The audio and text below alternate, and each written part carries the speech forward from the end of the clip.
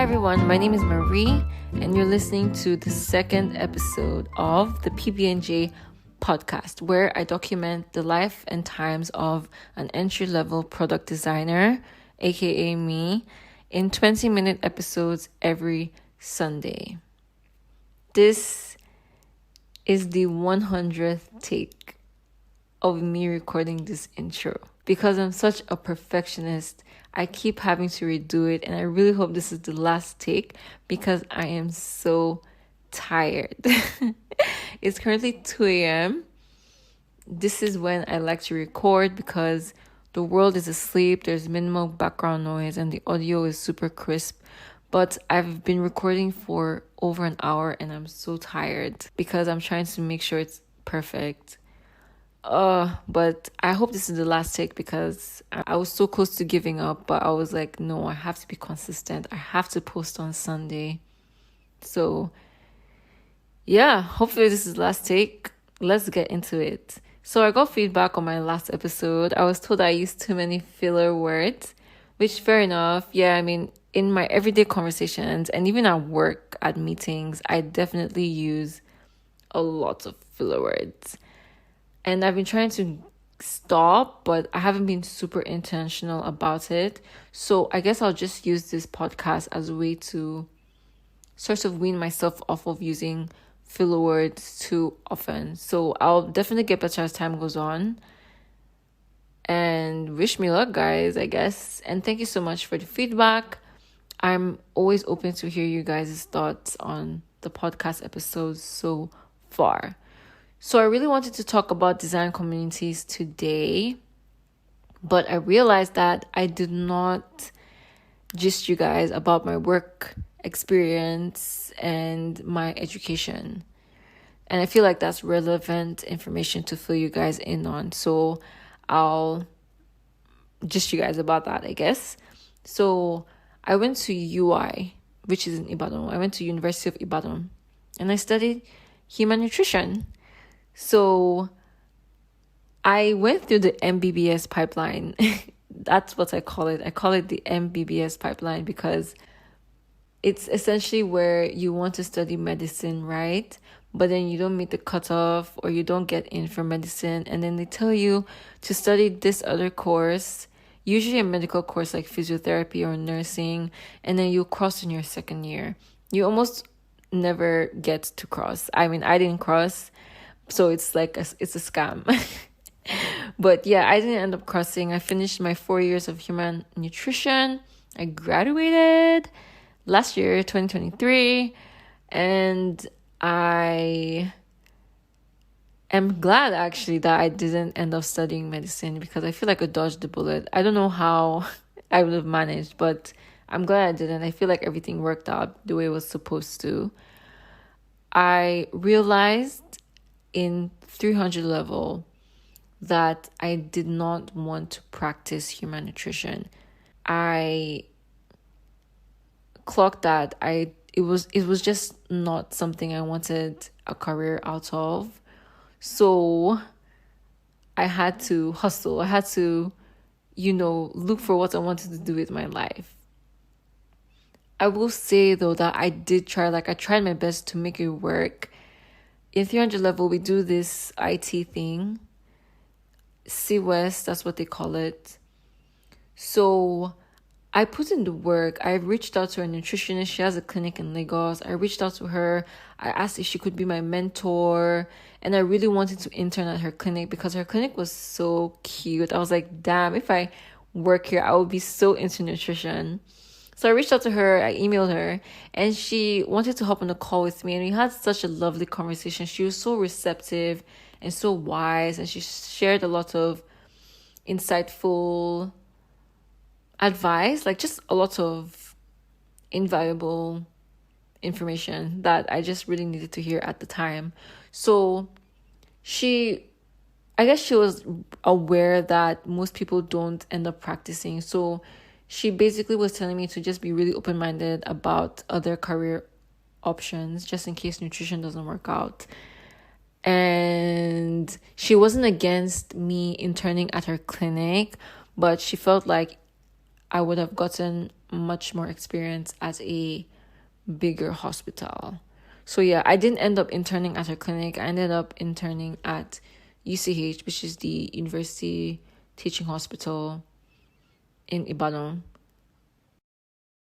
But I didn't entirely enjoy the experience. I think it was then that I realized that, okay, I for sure am not, like, this is not what I want to do long term. I don't want to practice human nutrition long term. So I had to hustle and find what I wanted to do with my life. Honestly, at the time, it wasn't so much that I was looking for a career path. I actually was just looking for money because I needed the extra cash. So that was how I got my first proper job. It was a social media management role. My first two proper jobs were social media management roles. And I didn't enjoy social media management. Honestly, I kind of hated it. I wasn't happy. I cried a lot. It just wasn't for me. And I just found it really hard to get into social media management. I mean, I don't hate it. It just wasn't for me. Let me just put it that way. So I knew for sure that this is not what I wanted to do long term, and I had to get out of it somehow. So, but I will say though that I was really good in graphic design. I can beat my chest and say that I was super good at graphic design. So when I'm creating social media posts, creating content for the social media pages that I was managing, I was really good with creating the graphics and all that. So yeah, that was fun for me. And I can say that really helped me. That is a great transferable skill in my product design journey today. And even outside of my jobs, in the extracurricular activities I was in at school. So I'm a Red Crosser. I was in the Red Cross Society in school, and I was on the publicity committee. So I would help them create graphics for social media, for WhatsApp, for, flyers and stuff, e-flyers. Yeah. So I would help them create graphics and all that. So yeah, so I'm really good at graphic design. I mean, not really good, but when it comes to social media posts and e-flyers, I was really good at it. So that's a great transferable skill that's helpful to me today. So when I clocked that social media management wasn't for me, I was looking for another job. A friend of mine shared me a link to a LinkedIn job post. So I decided to take a look and apply for the role. It was for a customer success associate role. I wasn't sure at the time. I wasn't entirely sure what I wanted to do, but just anything that was entry level, I wanted to delve into. And this one was really great. Although the recruitment process was really long, it was kind of intense. There was assessments, there was a mini test, there was take-home assignment, there were 4 stages of interviews. It was a whole ass process, but to God be the glory, I got the job, and it's been great so far. I'm really grateful for this job because it's my gateway into tech. So I think, and I always say this, customer success at a tech company is a great way to branch into tech, because when or if you decide to branch into a different field, you will definitely have transferable skills from customer success. And customer success is almost always entry level, so it's easy to get into that and then get the transferable skills, acquire the skill set, and then branch off into a different field if you decide to. So yeah, so I'm really grateful for this opportunity. And I mean, it's customer success, customer centered / user centered. So there's no how, there are lots of things that I apply in my customer success job that I can apply in product design as well. So yeah, so that's my whole deal, you guys. I don't have any formal design education. I have no formal education in design. I have no previous experience as a designer, but I did graphic design. So I guess that kind of makes me a designer. I don't know. But yeah, so that's like the whole gist, I guess. So yeah.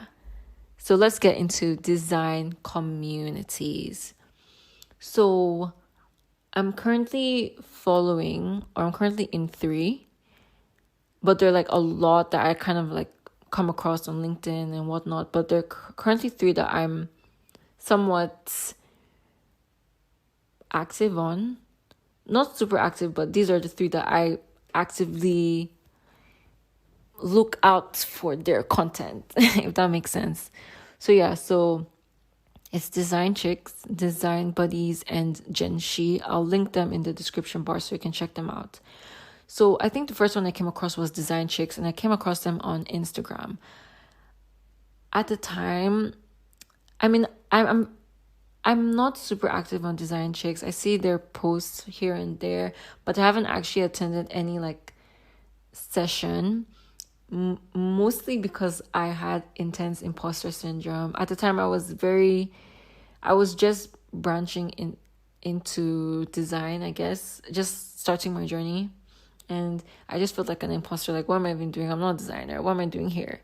But I now realize, in my today age, I realize that whether or not you are a designer, have an experience as a designer, like these design communities are there for you to grow and learn and connect. So don't, the imposter syndrome, dead it, join the call, join the event, whatever it is. There's no how, you will definitely gain a thing or two from them. So yeah. So Design Chicks is great. I love the content they put out, and there's this thing that they do that I think is so cool. Portfolio reviews. It's so cool. I haven't joined the session, but I would love to. And so they essentially just review portfolios, give insights as to what could be better or is already great. So I love that. I would love to join in on a session one day. But yeah, I love Design Chicks. I also love that it's tailored to Nigerian women. So yeah, that's also really great. It's so awesome to connect with Nigerian female product designers and hear their stories, connect with them. So yeah, it's super cool. I love Design Chicks. I think they're most active on Instagram. I'm not entirely sure, but yeah. Then there's Design Buddies. So Design Buddies, I'm pretty sure I came across on LinkedIn. Yeah, on LinkedIn. Yeah, definitely on LinkedIn, because I'm always on LinkedIn. Obviously, I've been on LinkedIn so often. I'm sure if I check my screen time, LinkedIn is probably up there because it's like my top social media app. I no longer have Instagram or TikTok on my phone. I'm almost always on LinkedIn, which I feel like is kind of lame, but this is just who I am now. So yeah, I definitely came across Design Buddies on LinkedIn, and I love Design Buddies. Their main channel, I think, is Discord. They have a Discord server, so I'm on there. And it's so great because on the Discord server, you can literally reach out for like, if you have questions, if you want feedback on your designs. They post job opportunities there. So it's not just for females, it's like male and females, for all genders. And it's so great because you can get feedback or like response to your questions within minutes, because it's an international, it's global, right? So there are people from all over the world on the server, and you get responses so quick and such like fresh perspectives, because these are designers not just in your local community but from across the globe. So it's really insightful to hear what they have to say and like what they think. And yeah, it's great. I love that. I love also, especially the events. Oh my gosh. Grace Ling, she's on her A game. Grace Ling is the founder of Design Buddies. She puts out events back to back. Like, it's just never ending. She's just rolling out events, and she hosts these events too, which is so crazy. She's such a girl boss. And the events are so great. Like, they're so well thought out and such relevant topics in the design community. So you will for sure get something out of it. It's not useless or spammy at all. It's actually really invaluable information. There's one that I was a part of, which is where I actually found out about Gen Shi. So Gen Shi, Design Buddies, and Google partnered on this AMA session where we got to talk to a designer, a UX designer, a HR recruiter, and a software engineer, and a PM as well from Google. And it was an AMA session, so Ask Me Anything, and they just talked about their career path, trajectory, and all that good stuff. From that event, I actually got to so there's this thing they did where you had to fill out the Google sheet with your contact details. So you put out your name, your email, your portfolio, then a little description about yourself. So over 800 people filled that Google sheet. I went through every single product designer's entry and I went through all of their portfolios and selected the portfolios that I thought were cute and could draw inspiration from. And these are the portfolios that I'm sort of getting inspiration from to build mine. So I think that's a really cool resource that I got access to from joining this design community. Do you get what I mean? So yeah, all in all, design communities are really, really cool and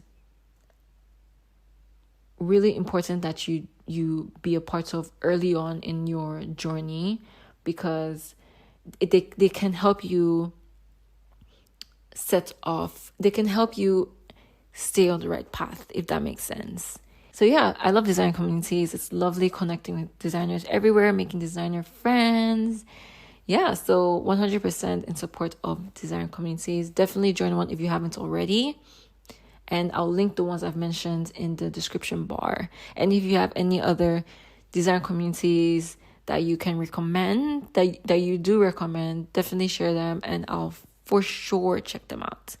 So yeah, we're running out of time. Thank you guys so much for listening. I hope this is the final take. And yeah, thanks again for listening. I'll see you guys in the next episode. Hopefully this one was entertaining to listen to and insightful. Hopefully you gain a thing or two. And yeah, alrighty. Bye guys.